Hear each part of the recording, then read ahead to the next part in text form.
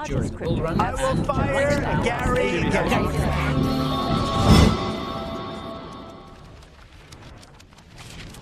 Welcome back to Block Talk episode.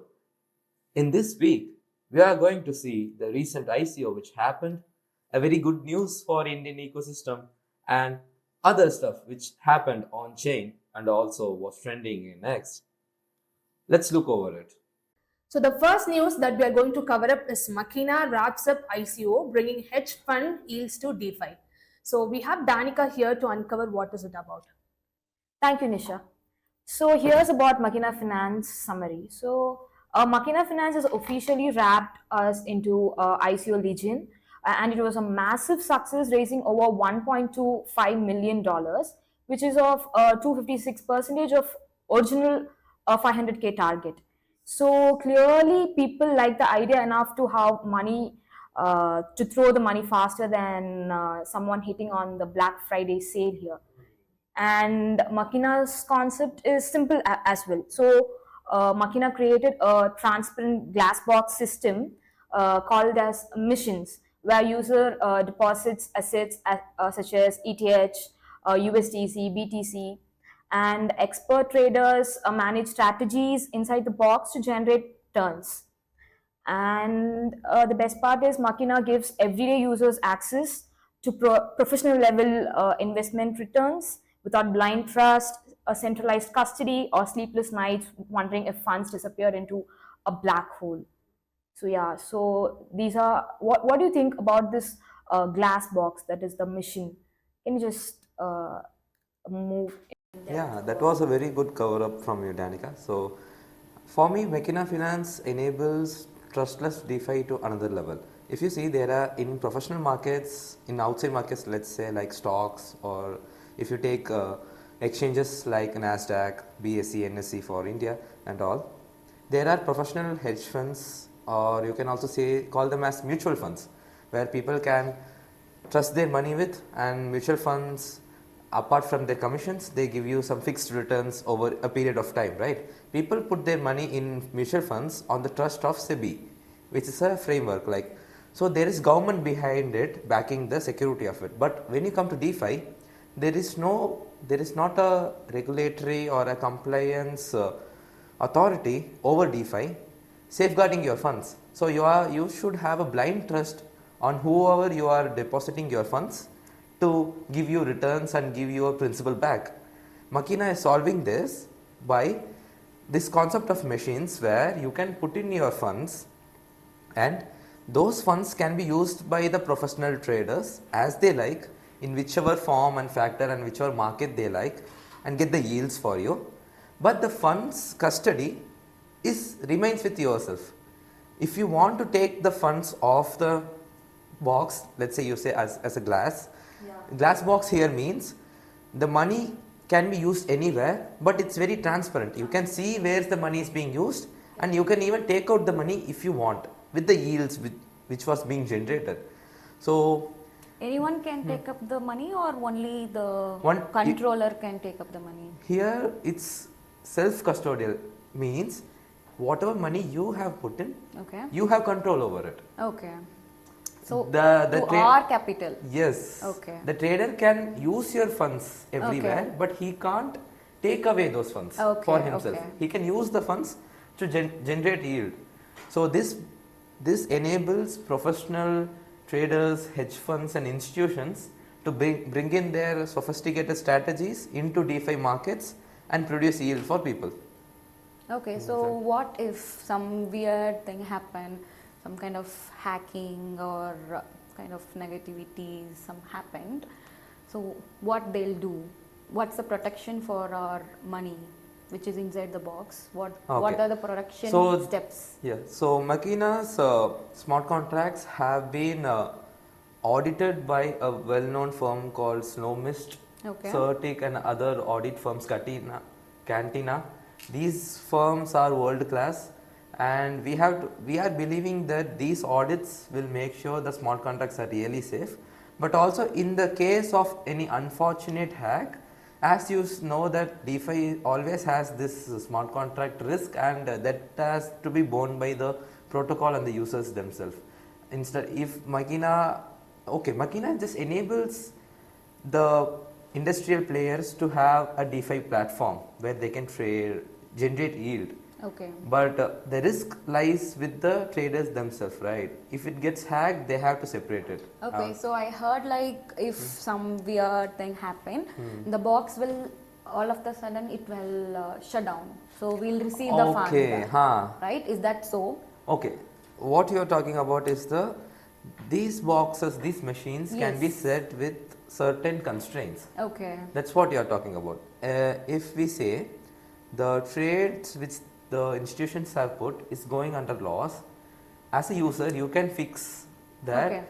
If the trade goes below 25%, if the trade goes on a 25% loss, like if you have put $100 and if you are going to lose almost $25 of your capital, Okay. you can say the machine to stop the remaining capital and refund it back to you. Okay. So here we can set certain constraints Okay. around the money. So the money here is programmable. Like you can set how much money should go into what kind of yield strategies by you yourself. Okay.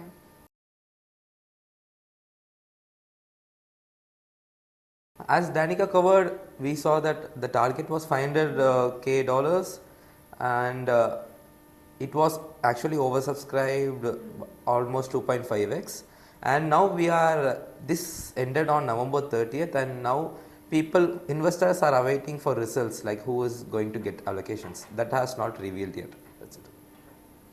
So what's the future potential of Makina in your point of view? So Makina currently itself, like before even raising funds, they are in pre-revenue stage. Okay. In the sense, if companies are raising their first initial stage, they would raise for preparing their prototype or just building the prototype outright. There won't be product yet, but Makina is different here. They already have a working product. They are already generating yield Okay. via partnerships and all. So it's already a profitable business. So the potential is very good for Makina to expand this using the investments. Okay. Fine. So it could be more safer and easier for the newbies, right? Those who are coming inside. Yeah, actually. So more easier way. Right. To get DeFi yields. Yeah. And so everything is visible on chain. You can sleep happily, not worrying about the scammer funds allotted things. So it's a trustable thing because of the transparent glass box. Yeah. So the second news is about Ethereum Foundation has announced Mumbai as the host for Devcon 8 in 2026. So what is it about? And they are hosting it in Mumbai. What is your views on it? So it's a really great news to listen. Like I actually got goosebumps while hearing to it, because if you just backtrack 2 years before, like in 2024, the Devcon happened in Thailand. This year it recently got concluded in Argentina, which was really good. And we were looking forward for the next year's Devcon, and we were thinking that okay, this time also it must be in some foreign land. And the things is, foreign sounds really good, but if you don't have much funds, or if you are not supported by any company or being funded by them, then it becomes really difficult. Like a single person who is enthusiastic about Web3 technologies and Ethereum in general can't afford the travel, visa and all these hassles. So that was also there. Like I was also little sad that okay, this time also they will keep in some exotic location and which will be inaccessible by me. But the shocker was they announced it Mumbai, and I was like above the skies, like wow, it's so awesome. Now it's just 36 hours travel for me to go to Mumbai to attend a world-class event and see world-class people and all the foundations there. That's it. So that shows the enthusiasm. And why I love this is, as you say, whatever be the Indian ecosystem events, like even this week, India Blockchain Week is happening with so many side events and all in Bangalore, and that's happening currently right now. Even though that's happening, it just covers the Indian base, right? When you go to international event, the kind of exposure and kind of people you meet is vastly different, and the base grows bigger. Like the base in the sense, like then it increases the interaction base, I can say. In India, if you can say you just meet a particular sphere of people, in international events you can meet multiple people from multiple perspectives, and this bringing this Devcon to India is a massive boost in that way. Okay, so now nobody has any reasons to avoid attending a Devcon. Now everybody has a chance to do it. That's why I'm excited. So, do this signify that India is paving a way forward for crypto? Yes, absolutely. If you see global reports, India is the largest crypto user base, 3 years back to back, because we also have huge population and also such a global high speed internet connectivity. It brings in lot of people inside. Like our Indian population is well connected to the internet, and they are also very well versed with online payments because to the advent of UPI. So if you combine these both traits, it's crypto. Then for people it's very easy to learn crypto and adopt crypto. Yeah. And that makes India a very good base for crypto in the upcoming future and present also. Okay. So it is going to be a big open arms for the startups and for the individual who is really interested in blockchain, because in the event we can able to meet various blockchain developers, researchers. Yes. So kind of Like, how will it benefit them, the startup owners or the developers, blockchain developers? How is it going to benefit them? So this benefits everyone by increasing the surface of interaction, as you say. Like if you have an international event, you are bound to meet with international clients, international investors, or international community builders. Everything becomes international, and you have access to the other countries. Like there are 190 plus countries, and even if people from 40 plus countries attend event in India, you have a chance to meet them, and this increases and this enables you to even outreach to those markets, those global markets, from being in Mumbai itself. okay. So do you know where it is going to happen? Yeah, as we said, it's going to happen in Mumbai. Yeah, and, the place in Mumbai. Which venue? Geo World Convention Center.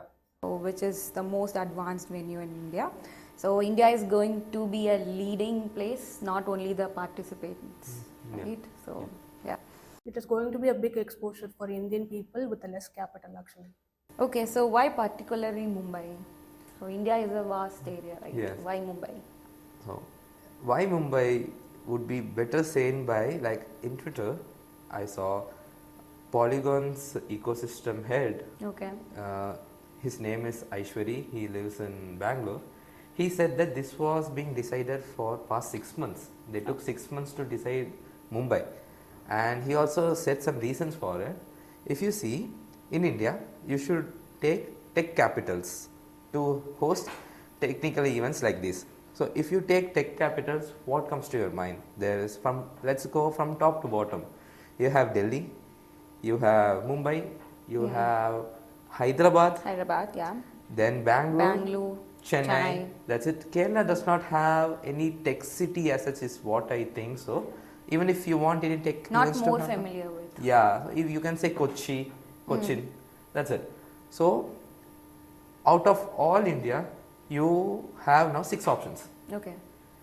And And the fanciest area. yeah, the is place. Bangalore actually. Mumbai, it could be. I will say you, fanciest is Bangalore, because Bangalore hosts all kind of events all the year, every year. Like Bangalore has the infrastructure to hold the international capacities at scale Okay. by default. If you leave Bangalore, Delhi also has it. There's a convention center called Yasho Bhumi, which is very near to airport and well connected to metro. That also has a very good capacity. But why Mumbai is, because all the events have been all this while, not just Ethereum, let's tech in general, developer conferences, meetups, everything have been clustered around Delhi or Bangalore. Again, making another huge event like this in Bangalore or Delhi people will not feel so enthusiastic. Like they will be like, okay, Okay. Bangalore, I'm going to Bangalore for the 1000th time. But if you take Mumbai, Mumbai has the capacity. Mumbai has the charm, the beauty of it. On the, it has its own sea. Mumbai has its own charm. I have Yeah. been there for 5 years, so and it gives a reason for people to visit Mumbai and also get its world class culture and technology over there. And it also lies in the center of India, if you see the map. So from south, east, west, north, it's almost equidistance for people to attend it. Okay. So that's the reason. Just for a simple example, we can take any foreign concert, any band or celebrities. They flew and they just attend every concert here in Mumbai only. Yeah. So have you booked tickets for the Devcon? It's not open yet, but as soon as it opens up, I would be the first one to book it. Yeah, you should also contribute as well. Yeah, you have to. The third news that we are going to cover up is that MegaETH's fully signed transaction has been exposed online and letting user execute $1 billion raise yearly. So looks like someone has messed it up totally. So what is it about, Vaishnavan? So MegaETH had a pre-deposit bridge to commemorate their release of USDM, MegaETH's own stablecoin, and they had an initial cap of $250 million, which got filled very fast. So then they wanted to raise it as $1 billion, and this was discussed within the team. They did not reveal it outside. They were planning to raise the cap of the bridge to $1 billion at exactly 11 a.m. and they were waiting for it. Just some time before it, the team collected signatures from everyone. So now let's get to know like what's signatures here in this context. If you want to run any smart contract functionality over blockchain, the owner of the contract should sign a transaction saying that this should happen. And in contracts like these, there can't be just one owner. It's a multi-signature wallets. So here what happens is there will be 6 people. They had 6. Out of 6, at least 4 signatures should approve the transaction. So this was what was set up in the smart contract of MegaETH pre-deposit bridge. And the team collected everybody's signature, off-chain signatures, and kept it. But there is one feature. Is it a bug or a feature? Till now we don't know. Like there is a functionality in Safe UI. Safe UI is the software which is executing this transaction. Whatever signature it collects, it reveals them to the public via its backend. Anybody can see it. Okay. And another thing is, anybody can also execute it. Like already you have the signatures of the owners, right? 4 out of 6. They execute the person who is going to execute the transaction can be anyone from the world. Okay. Because as you said, signature collection equals to the intention, right? The team has intended to do it. Just someone needs to push it up. So 2 users. Yeah. So it's not like a hack. Hack is in the sense if nobody signed the signature and the transaction took place, that would be a hack. No, stamp. Yeah, I'm saying, yeah. So I'm explaining it. Okay. So here what happened is signature was taken. So the team has the intention to do it. Somebody saw it and just put the final approval out. So what they did is before the MegaETH team itself, 30 minutes before almost, 2 users like Chud.eth and GotTireFarmer.eth saw the transaction and they just were competing with each other who will execute the transaction just for fun. And Chud won it and he executed it. Then he tweeted in Twitter like, oops, I have done it. And then so it was fun to see for people, but for the team it induced lot of confusion. Like they were like, what's happening? Like this was never expected and this collapsed their every plan out there. Yeah. And at the last what they did is because of all this incident, they said that we are cancelling the pre-deposit bridge itself. Okay. Whoever deposited your money, you will get refunds soon. Okay. Yeah. So you are saying that it will be very difficult to retrieve what just happened. No, the funds are safe, but the plan which MegaETH team had put in Yes, place yes, to yes. onboard users for their stable coin, that got Collapsed. Yeah. Completely collapsed. So, That 11 a.m. concept. that's what I said. Team was planning to do it at 11 11 a.m. a.m. but somebody from the world did it very early itself. Why the like 11 a.m.? Okay, It that was curious, right? Why no, 11 a.m.? that time I think it does not have any correlation with any other stuff. Like it's just their own timing Okay. which they wanted to set. Something they have planned. Yeah. I guess. That's what- yeah, to conclude, like we can tell they have kept the keys on the table and someone picked up and started the car earlier. Yeah. That's it. That's it. What if this happens in future as well? Have they done any prevention method for it? Okay. So from Safe UI side, they won't do any prevention because they consider this as a feature itself. Like the signatures should be transparent so that people come to know what's going to happen. But I saw like Patrick Collins, who is a security researcher and a very good Solidity developer and educator. He said a solution for it. He with his team of developers has developed his own library called localsafe.eth. Local safe, yeah. That library, what it does is it brings all the safe functionalities, but it runs locally. There is no backend for it.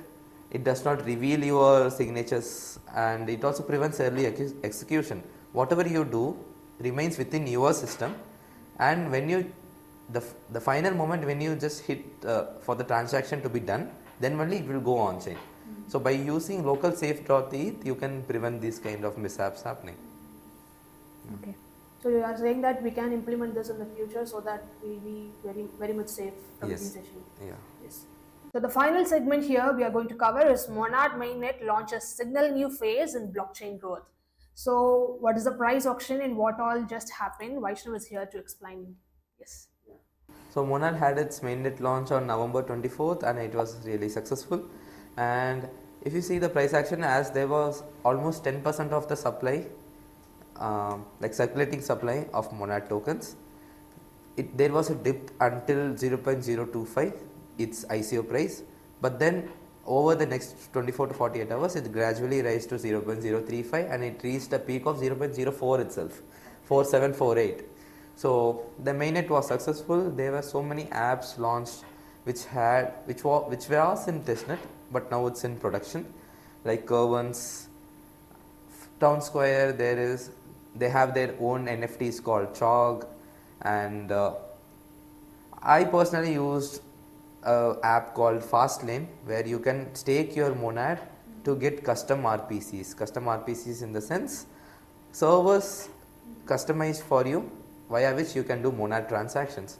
So that's it. And Monad also ripped the inflows. Like Monad for continuously the past 2 weeks is having the highest inflow of volume inside the chain. So that's it. Let's wish Monad a good luck and see how well it goes in the future. Yeah.